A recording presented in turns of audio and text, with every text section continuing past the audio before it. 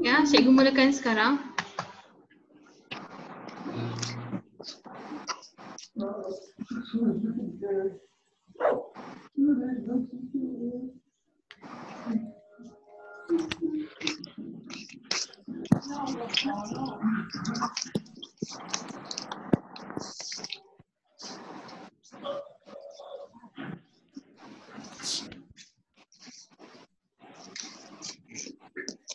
Ya, cikgu start lah.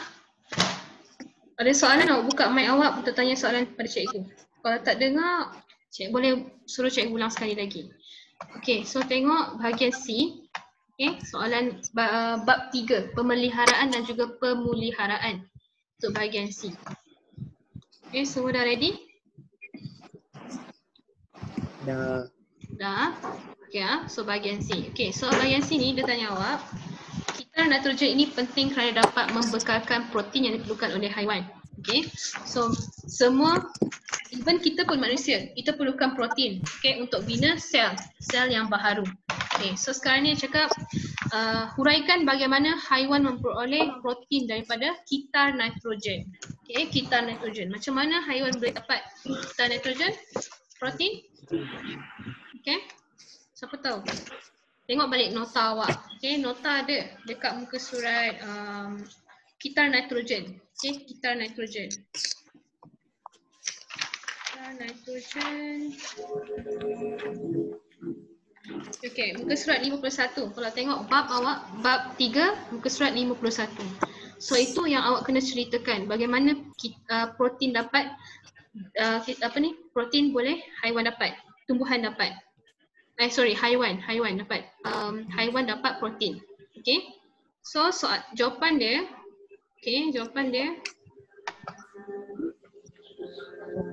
Syazwani awak tak ada dapat, awak salin je dekat kertas, nanti cikgu akan bagi awak soalan ni. Ada banyak lagi yang cikgu soalan ni. Okay, salin kat kertas dulu. Okay, so soalan ni, okay, kitar nitrogen penting, so kita kena bagi tahu macam mana, okay, protein tu diperoleh untuk haiwan tu daripada kitar nitrogen. Okay, so jawapan dia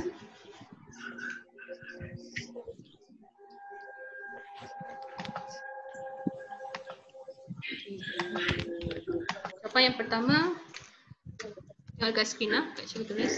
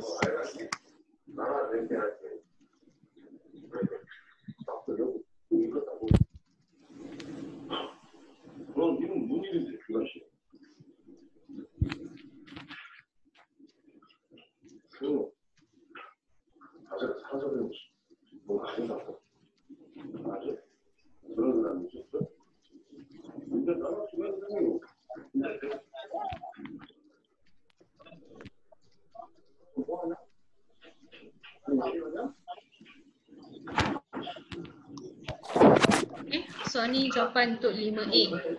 Dia tanya awak macam mana haiwan boleh dapatkan protein daripada kitar nitrogen. So jawapan yang pertama jawab nitrogen dalam udara, dekat udara akan ditukarkan menjadi nitrat. Kemudian nanti oleh kat mana siapa yang tukarkan udara nitrogen dekat udara tu, iaitu bakteria pengikat nitrogen. Berada dekat mana? Dekat nodul tumbuhan kekacang. Ataupun kilat tu disambar masuk ke dalam tanah. So itu kita dapat tukarkan nitrogen kepada nitrat. Kemudian yang ketiga, nitrat di dalam tanah kemudiannya akan diserap oleh akar tumbuhan. Tadi nitrat yang dalam tanah dia akan serap oleh tumbuhan untuk membentuk protein tumbuhan. So maksud dia sekarang ni pokok tu dah ada protein. So kemudian nanti haiwan macam mana dia dapat? Dia makan tumbuhan tu. So itu cara dia bagaimana haiwan boleh dapatkan protein melalui proses kitar nitrogen.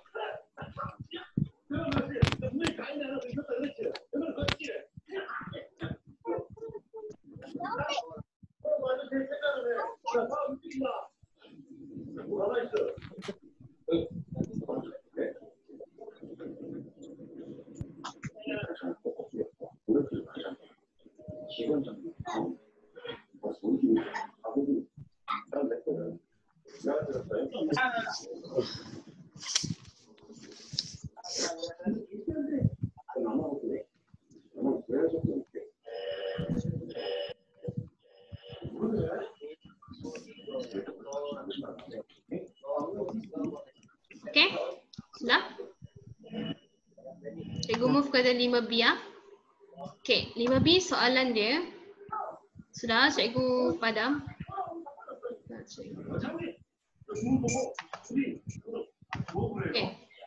So kemudian 5B peningkatan penduduk di satu kawasan menyebabkan pusat yang menguruskan pelupusan sampah tidak lagi dapat menampung jumlah sampah di kawasan itu.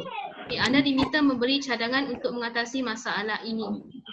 So yang pertama, cadangan awak kena ada mengenal pasti masalah. Kedua, terangkan 2 kaedah penyelesaian kepada masalah. Dan ketiga, pilih kaedah terbaik untuk jelaskan pilihan anda. So untuk yang ni, dia cakap satu kawasan tu terlampau banyak penduduk. So untuk menguruskan tempat sampah pun dah tak cukup.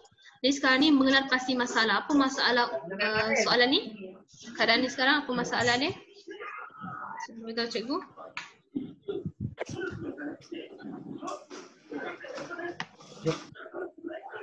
Masalah dia?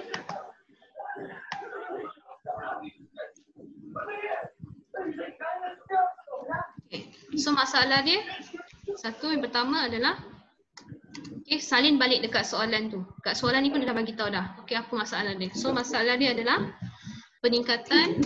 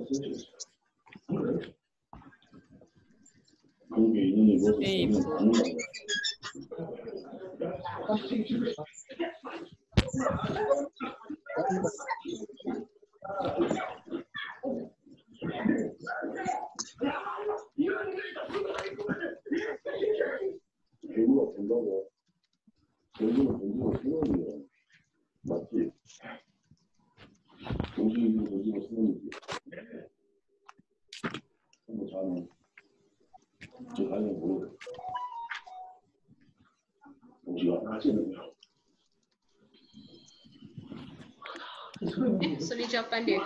Peningkatan penduduk menambahkan lagi jumlah sampah yang dibuang sehingga pusat pengurusan sampah tidak lagi dapat menampung jumlah sampah.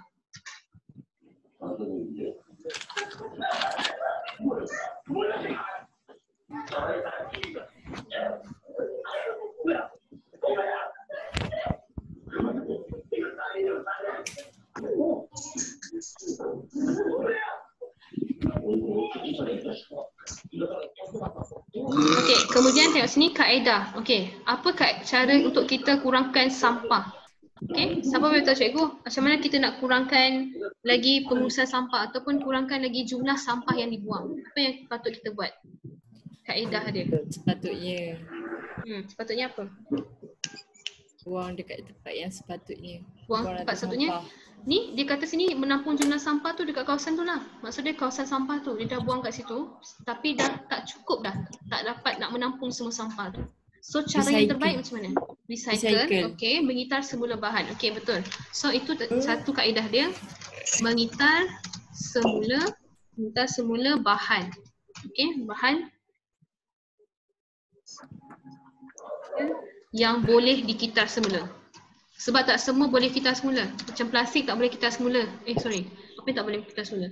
Makanan dibuang tak boleh kitar semula. Hanya boleh jadikan dia biogesim saja. Tenaga biogesim. Ataupun bateri tak boleh kitar semula. Kena hantar dia ke satu tempat yang sesuai untuk dilupuskan. Okey, selain kitar semula, apa lagi patut? Contohlah, ada orang tu tak mengamalkan kitar semula. So apa yang patut orang tu buat? Sampah tu. Bakar macam mana? Bakar dekat luar tak boleh sebab nanti akan keluar karbon dioksida ataupun karbon monoksida, bahan yang berbahaya. So kita kena bakar dia dekat mana? Di dalam incinerator. Betul, incinerator. Incinerator ni kan dia macam ni tau. Awak bayangkan dia macam periuk yang besar. Okay, periuk yang besar sangat. Okay, awak bakar, masukkan sampah tu, lepas tu awak tutup dia dan bakar dia dengan suhu yang sangat tinggi. Tapi consequences dia apa? Okay, untuk bakar sampah ni memerlukan 3 bulan masa dia. Lama kan? Okay, tapi sampah yang dibakar ni bukan semua. Hanya plastik sahaja. Kenapa? Sebab plastik tak boleh jadi tidak boleh diuraikan. Dia tak boleh urai. Jadi sebabkan tu kita kena bakar dalam incinerator.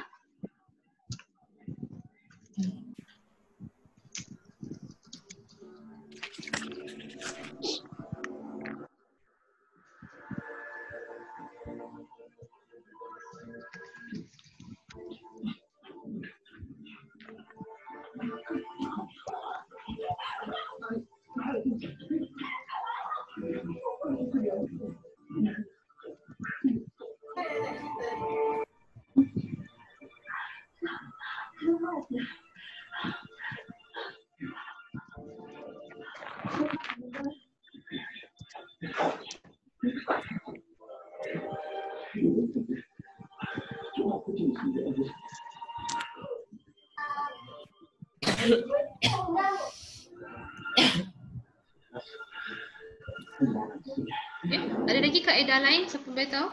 Ada lagi kaedah lain selain pada kaedah ni? Mengitar semula, lepas tu bakar sampah. Ada lagi cara yang terbaik? Menggunakan bakteria. Menggunakan bakteria. Okey, betul. Tapi bakteria, ya betul-betul. Sebab sekarang ni ada satu bakteria, dia boleh makan plastik. Tapi sekarang ni dia sekarang ni ada founding baru je tahun lepas. Diorang jumpa satu bakteria ataupun dorang buat kot bakteria tu supaya bakteria tu boleh makan plastik. Sebab dulu cikgu dah beritahu dalam buku kan, dalam buku dia kata bakteria tu boleh makan minyak. Okay, tapi sekarang ni diorang dah jumpa bakteria yang boleh makan plastik.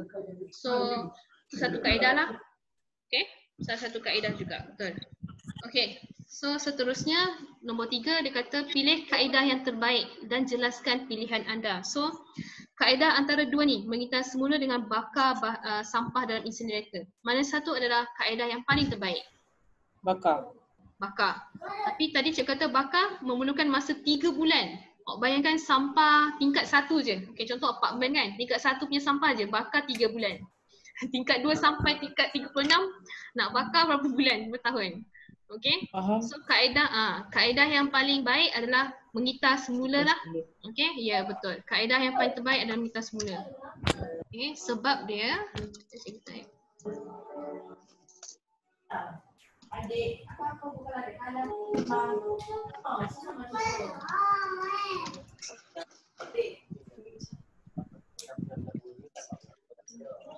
Otak.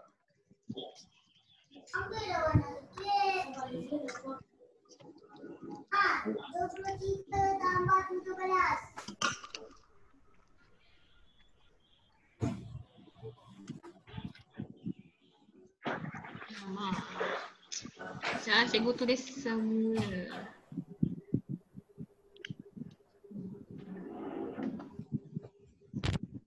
Cikgu tulis semula. Ini nombor 3.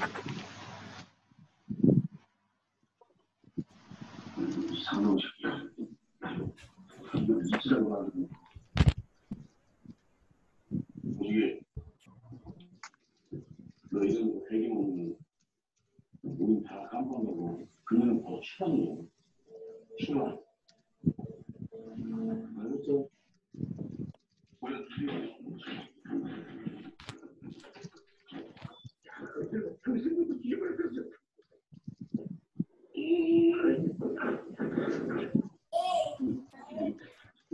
뭐죠?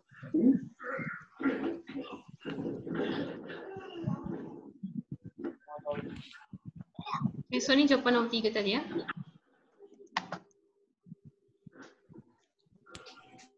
Semua bahan terutamanya bahan tak terbiodegradasi dapat menjimatkan ruang pembuangan sampah. Okey.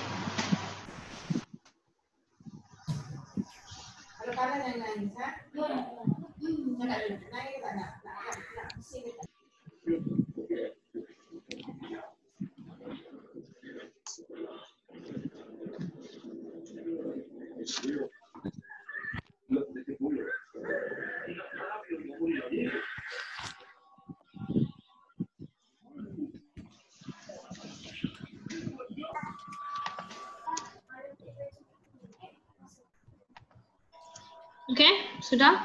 So cikgu move pada yang lain lah. Ada apa-apa ada yang tak sempat salin lagi? Ada? Tak ada, cikgu clear. Okay, so next. Okay, nombor 6 pula. Okay, nombor 6, pembakaran bahan api fosil membebaskan bahan pencemar. Okay, bahan pencemar ke udara dan menyebabkan kerosakan alam sekitar. Namakan 2 bahan pencemar itu dan terangkan kesannya. Sekarang ni, bahan ni berkaitan dengan bahan api fosil. Okay, siapa boleh beritahu cikgu apa bahan yang dikeluarkan oleh bahan api fosil? Untuk Karbon dioksida. karbon dioksida, Karbon betul. monoksida. Karbon dioksida, betul, karbon dioksida.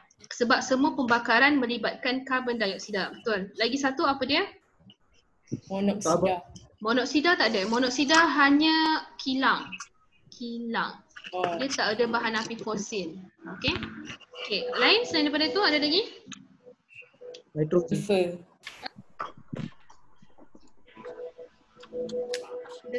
Dekat buku awak pun ada jawapan kat situ. Cuba cari. Okey, Sulfur dioxide. karbon dioksida tadi sudah. Lagi satu? Dioksida juga. Tapi depan dia apa? Sulfur dioksida. Karbon dioksida.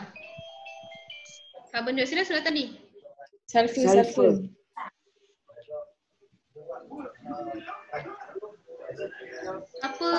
Siapa yang tak dengar suara cikgu? Ada orang yang tak dengar suara cikgu? Awak yang mute kot sebab kawan awak semua dengar. Sekejap ah.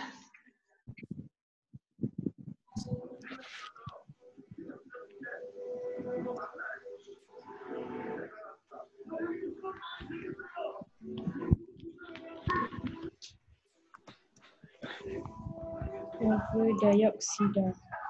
Satu lagi nitrogen. Nitrogen dioksida iaitu gas berasid. Satu lagi karbon dioksida.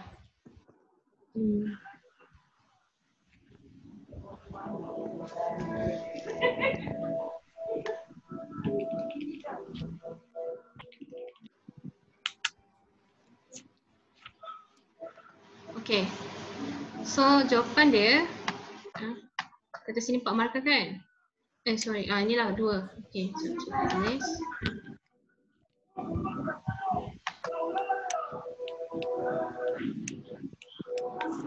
Nishan, awak tak dengar suara cikgu ke? Mana Nishan?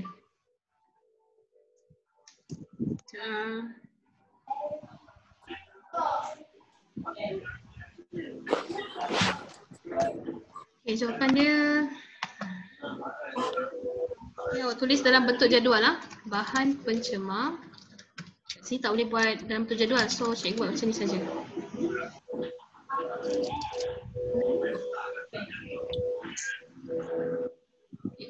Macam mana?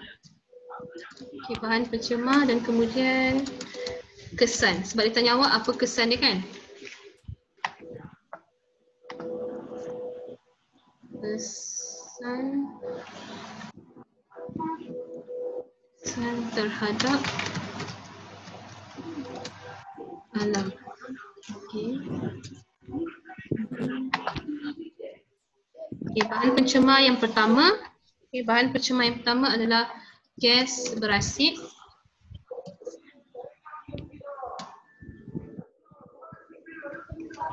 Okay, gas berasid. Contoh dia apa? Ada 2 iaitu sulfur dioksida.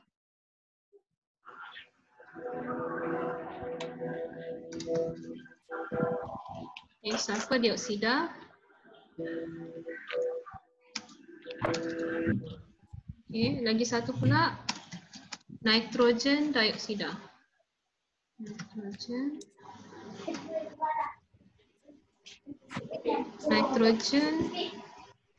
dioksida. Okay, itu jawapan yang pertama. So kesan dia, okay, kesan dia larut dalam air hujan dan akan menyebabkan apa? Bila dia larut dengan air hujan, apa akan jadi? Nishan, awak boleh dengar cikgu? Jadi memang nitrogen, nitrogen bahan dia. So kalau dia larut dalam hujan akan jadi apa? Berat. Tak tahu. Menyebabkan hujan asid. Asid. Hujan asid. Sebab dia sini gas berasid, nampak tak? Gas berasid.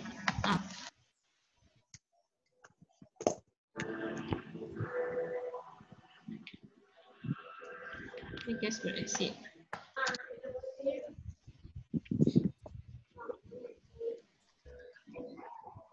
Yang menyebabkan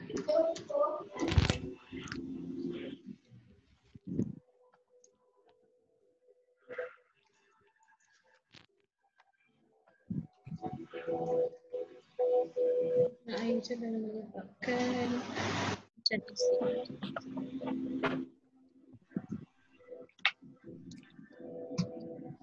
Okey, itu jawapan dia. So ni sebab dia lah. Okay, yang kedua pula,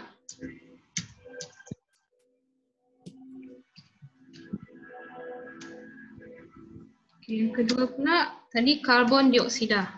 Karbon dioksida. Okay. So kesan dia apa? Karbon dioksida dia akan memerangkap. Dia akan merangkap apa? Apa tujuan karbon dioksida? Kalau dia ada terlampau banyak, apa akan jadi? Kita akan rasa apa?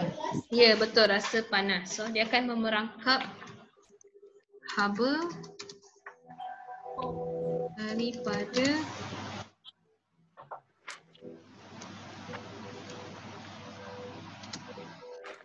bahari dan menyebabkan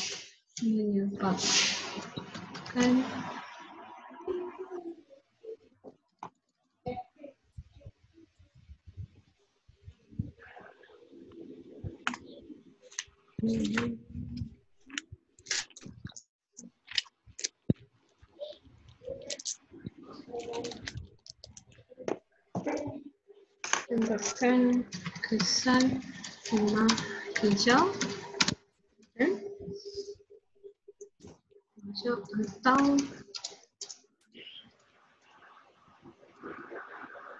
atau pemanasan global. Okey, itu jawapan dia. Nisha nak bagi cikgu?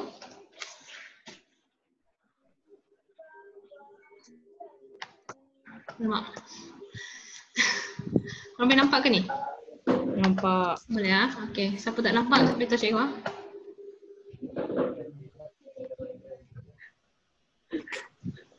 So ni maksud dia lah, cikgu tak boleh buat jadual. So korang buat jadual macam ni. So yang pertama gas berasid. Dia akan larut dengan air hujan dan akan menyebabkan hujan asid. Kemudian karbon dioksida dia akan merangkap haba.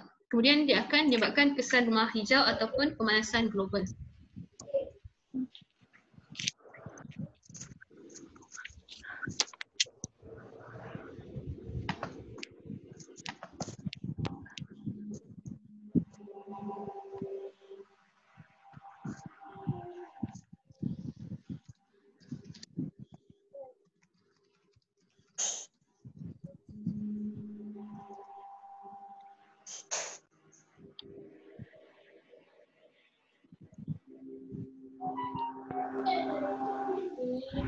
Okey, boleh? Sudah?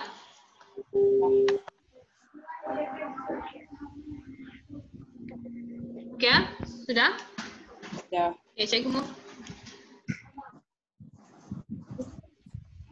Okay, kemudian kita tengok untuk 5B pula. 5B dia kata sini ada beberapa fenomena. Yang pertama, bongkar ais di kawasan kutub cair. Yang kedua, kemarau. Dan ketiga, bumi menjadi panas. Jadi sekarang ni kita kena kaji dan konsep ni lah. Konsep iaitu kesan rumah hijau. Okay, fenomena alam tiga-tiga ni adalah disebabkan oleh kesan rumah hijau. Jadi awak kena bagi tahu sini dua ciri sepunya dia. Kemudian berikan satu fenomena alam yang lain. Kesan daripada rumah hijau. Selain daripada tiga ni, atas ni. Kemudian berikan dua fenomena alam yang bukan daripada kesan rumah hijau. Okay. Dan kemudian nyatakan konsep sebenar kesan rumah hijau. Okay.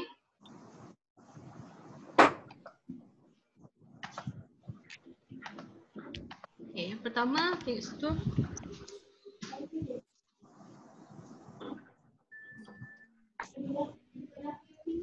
Okay, so 6B. Okay, 6B. Dia tanya situ 6B1. So dia tanya situ dua ciri sepunya. Apa ciri sepunya yang ada dekat situ? Yang pertama, ciri sepunya ni maksud dia apa? Apa kaitan dia dalam masalah ni? Kaitan yang pertama adalah kaitan tiga-tiga ni. Ya, persamaan, betul. Kaitan. Okey, so bongkar ais di kutub cair, kemarau dan juga bumi jadi panas. So apa kaitan tiga-tiga ni? Pertama, Pemanasan global. pemanasan global. Okey, itu disebabkan oleh kenaikan. Awak kena cakap tu kenaikan suhu bumi. Okey, betul. Kenaikan suhu bumi.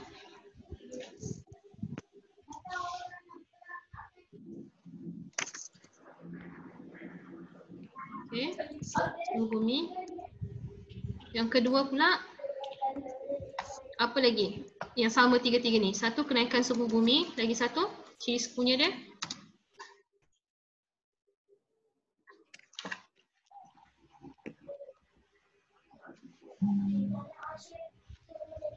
Yang satu adalah penambahan gas. Okey, penambahan gas. Gas apa? Karbon dioksida. Okey, sebab panas sangat.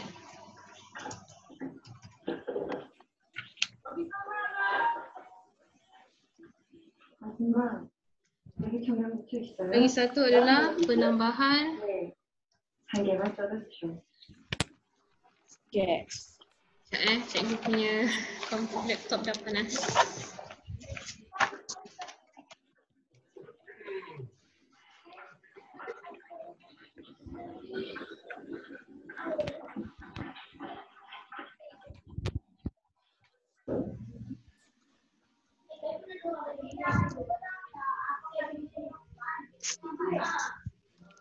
Di situ yang kedua adalah penambahan.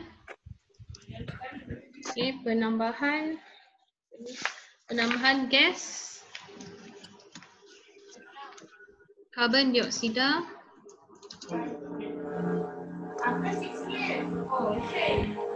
Siapa dia tu? di atmosfera.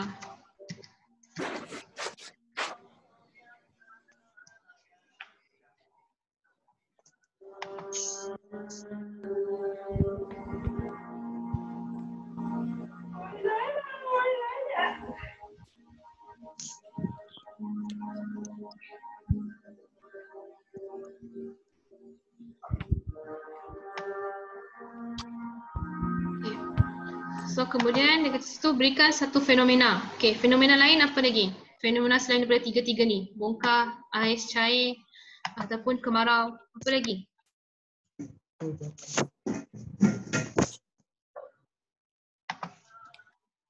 Gempa bumi. Udah. Kebakaran hutan. Kebakaran hutan, fenomena. Kebakaran hutan. Kan? Kebakaran hutan. Kan, ni maksudnya fenomena semula jadi. Kebakaran hutan bukan semula jadi, itu adalah buatan. Maksudnya disebabkan oleh terlampau panas ataupun disebabkan oleh suhu bumi terlampau panas. Pun penambahan karbon dioksida. So apa lagi? Apa jawapan dia? Aku tahu. Satu lagi fenomena, kesan daripada rumah hijau. Itu cikgu cakap. Satu lagi adalah Kesan berapi. kalau terlampau panas, okey, tadi tengok tadi kalau terlampau panas, okey, menyebabkan bongkar ais ni cair.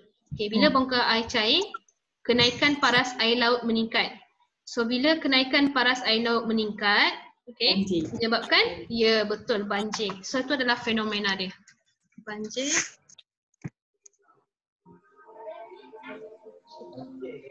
Bukan banjir, tambah situ kawasan banjir. Banjir. Menyebabkan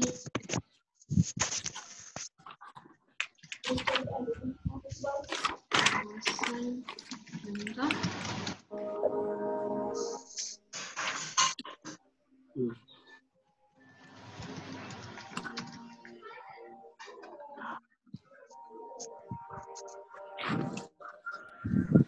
Ditenggelami air.